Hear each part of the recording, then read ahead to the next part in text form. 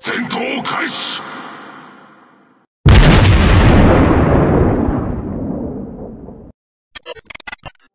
Today we're going to be taking a look at the Hayate, and we're going to try to answer the question, is she worth it? Cliff notes are, she has good guns, only 2 torpedo launchers, but she gets a torpedo reload so she can become a Shimakaze. So we're going to compare her to the Shimakaze. Shimakaze gets more maneuverability, but she gets more health. The guns reload a full second faster, and they're better. Torpedoes, exactly the same, you just get less. And as usual, anti-air doesn't matter, but she does get just slightly better detectability range. On screen I'm going to put my current setup of what I'm running and how I'm running the commander. Now the ship itself, it's not a bad ship. The guns are really good, especially when you're engaging other destroyers and things like that. The main problem is just that it's the tier that you're at.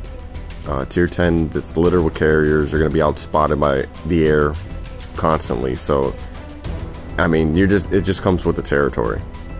So currently, this is my 10th match in this ship.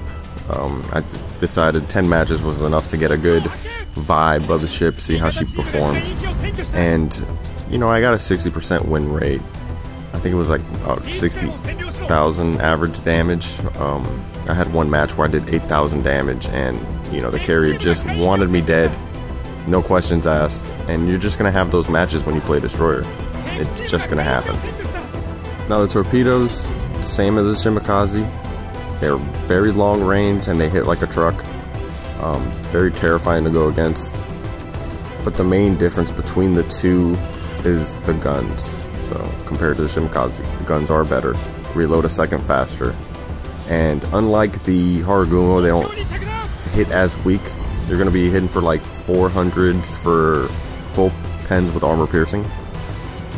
But even though the guns are good, I still find myself playing this like a Shimakaze as a torpedo boat. That is how I believe it is meant to be played. It is nice having the option to be able to engage other DDs and put the fear of God in them, but it's a torpedo boat through and through. Now I stated earlier that her maneuverability is worse than the Shimakaze. Now the Shimakaze doesn't have great maneuverability at all.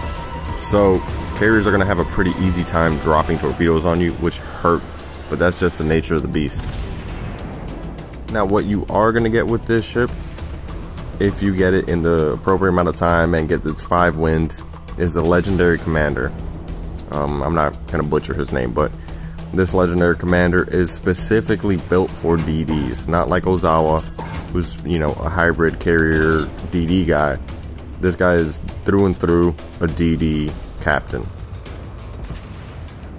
Now the thing with these legendary commanders, the crates that they come in, especially if there's more than one captain in the crate, Wargaming has been doing a pretty shitty job advertising the percentage for the other captain until recently, and those crates are they're just a scam. So being able to get a commander straight up or in bundles or through these little blitz challenges, it's going to be the better way to get them than just gambling on them. So the ships that are going to benefit from the new captain the most are Udachi, Asashio, Hayate, and the IGN gunboat line, because they come equipped with torpedo reload. But that's not the only thing they get with that I think it's a tier 10 skill. They also get an extra smoke and an extra engine boost, which is always nice. So to me, that's kind of like an added benefit of getting this ship, is that legendary commander. Now you might say it's a worse Shimakaze or something like that, but you could be a Shimakaze twice in the game, which sometimes is enough, as the Republic's gonna get the old razzle dazzle here. The beauty of it is I haven't been spotted since I was on the left flank, so this guy has no idea that I'm here. And yeah, he's gonna learn. He's gonna learn today.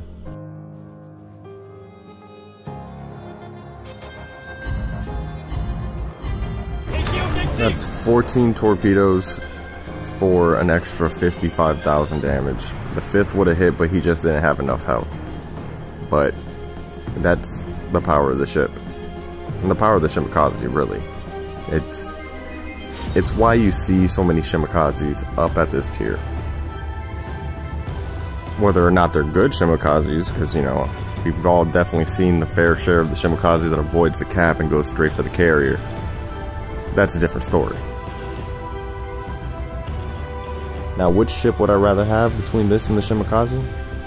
Honestly, I would say this one. I can be a Shimikaze twice in a game and have better guns. It's a win-win, honestly. Most times, the first team that takes out the destroyers usually wins. So, if it's going to help me take on the DDs, I'm probably going to pick this one. Now, is this ship worth it? I'm going to have to say no, just because there's other tech tree lines out there. So, I mean, I would rather beat a Daring. Something with utility, good torpedoes, good guns. That's just my opinion. Is it a bad ship? No, definitely not. It's no Haida or something like that.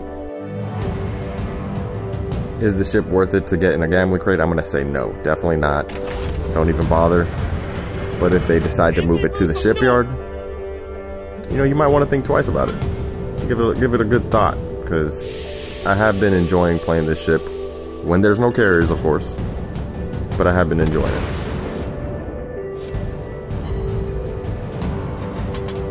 For anyone that was on the fence about getting this ship, I hope I was able to help with this review that I put out. But that's going to go ahead and do it for this video. I hope you guys are having a good one. Until next time.